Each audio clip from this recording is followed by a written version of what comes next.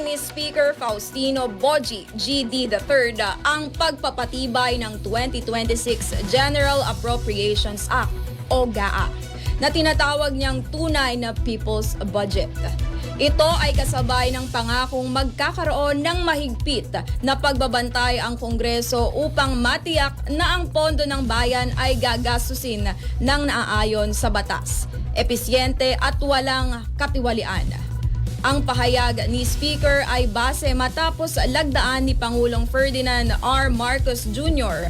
bilang batas ang 793 trilyon pambansang budget sa isang seremonya sa Malacanang.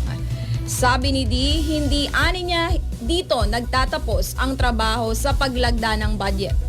Simula pa lang anya ito ng mahigpit na pagbabantay.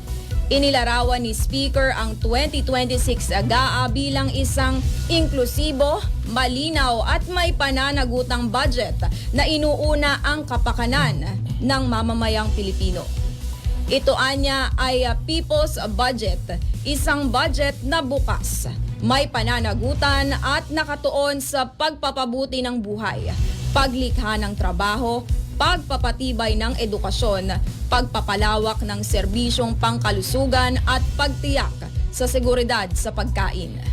Ayon pa kay Di, naghahatid ang 2026 budget ng Kongresong benepisyo sa mahahalagang sektor panlipunan.